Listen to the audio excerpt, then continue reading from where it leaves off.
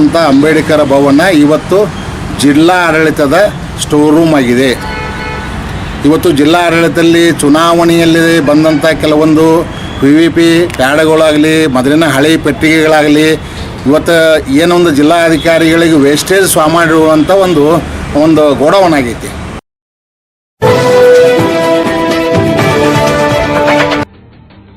वास्तव न्यूज में स्वागत है आपका। मैं सरदार।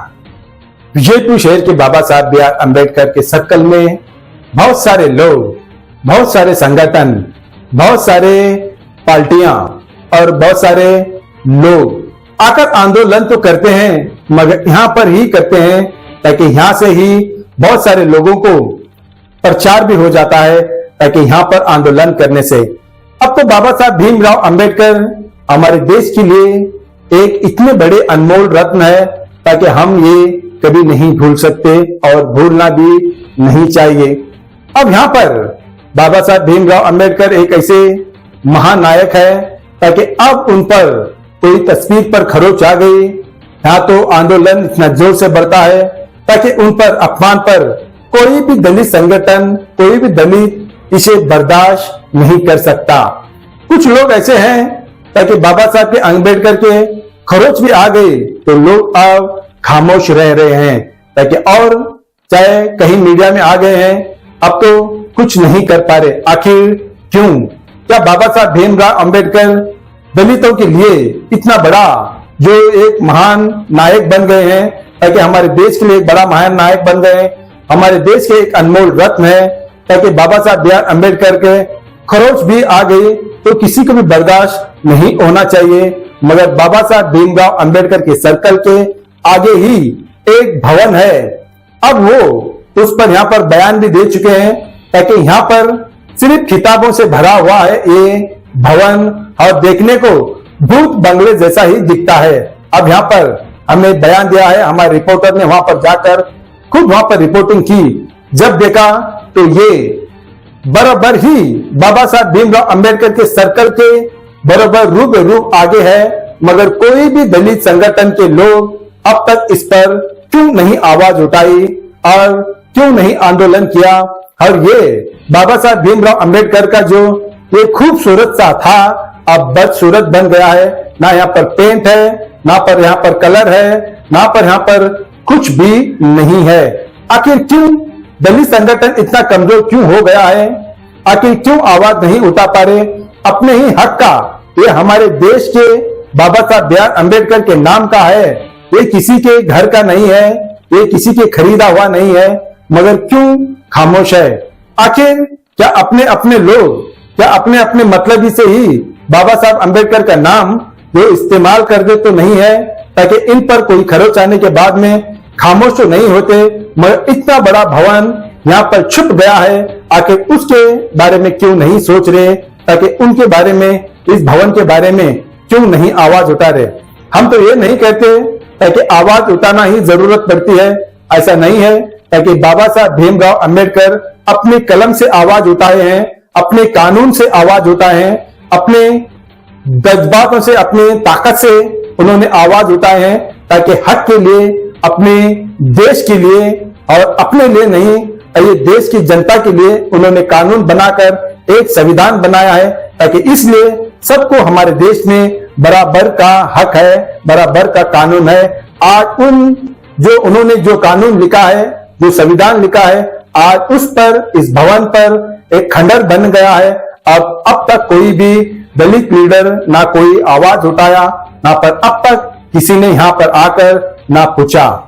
हम तो ये तो नहीं कहते ताकि बाबा साहब भीमराव अंबेडकर का ये भवन है, ये खूबसूरत बनना है, इसे पेंट करना है और लोग आकर इसे देखना है। और यहाँ पर भी जैसे कोई खूबसूरत जगह पर जाकर जैसे सेल्फियां ले लेते हैं, उसी तरह ये भी भवन बाबा साहब भीमराव अंबेडकर के नाम से बना हुआ खूबसूरत भवन, वहां पर भी सेल्फी खींचना चाहिए, उस तरह खूबसूरत ये बनना चाहिए। समझ की तो बात ये है, ताकि अब तक किसी ने भी यहाँ पर गए या नहीं गए, आखिर क्यों खामोश है ये बिल्कुल ही पता नहीं। मगर एक युवक यहाँ पर, एक व्यक्ति हमारे न्यूज चैनल से हमने बोलकर आवाज उठाए हैं, हम उन्हीं की जुबान से सुनाएंगे ताकि ये बाबा साहब अंबेडकर का भवन खंडर क्यों बन गया है, आखिर किस लिए इस तरह बन गया है, ये आइए देखेंगे एक रिपोर्ट में।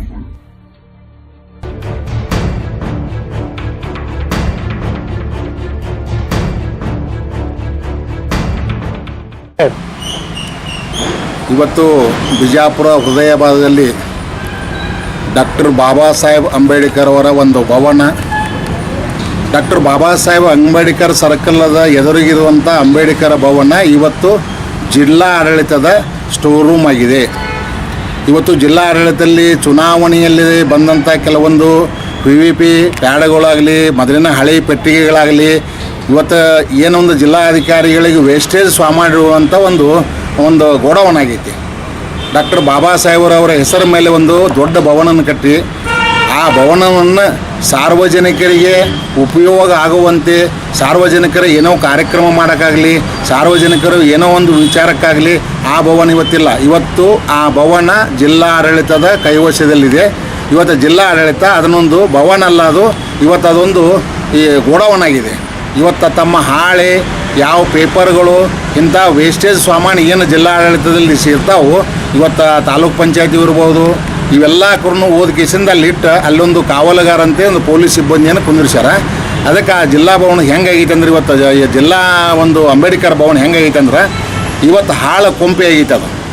ಅದನ್ನು ಮಾಡಿದ್ದು ಜನರಿಗೆ ಉಪಯೋಗ ಇಲ್ಲಂತ ಮಾಡಿದಂಥ ಒಂದು ಇದು ಬಾಬಾ ಸಾಹೇಬರವರ ಸರ್ಕಲ್ನ ಎದುರುಗಡೆ ಇರೋವಂಥ ಒಂದು ಅಂಬೇಡ್ಕರ್ ಭವನ. ಇವತ್ತು ಭಾಳ ಜನ ಹೇಳ್ತಾರೆ ಬಾಬಾ ಸಾಹೇಬ್ರ ಅಂಬೇಡ್ಕರ್ ಅವ್ರ ಭವನ ಇಲ್ಲ ಅಂತೇಳಿ. ನಿಜವಾಗಿ ಹೋರಾಟಗಾರರಿಗೆ ಒಂದು ವಿನಂತಿ ಮಾಡ್ಕೋತೀನಿ, ಇವತ್ತು ನೀವು ಹೋಗಿ ಆ ಭವನ ನೋಡ್ರಿ, ಎಂಥ ದೊಡ್ಡ ಭವನ ಕಟ್ಟಿದ್ದಾರೆ. ಇವತ್ತು ಏನಾಗೈತೆ ಅಂದ್ರೆ ಅದೊಂದು ಗೋಡೌನ್ ಆಗೈತಿ. ಅದಕ್ಕೆ ಅಪಮಾನ ಮಾಡಬೇಡ್ರಿ, ಸಂವಿಧಾನ ಶಿಲ್ಪಿ ಅವರಿಗೆ ಅಪಮಾನ ಮಾಡಬೇಡ್ರಿ.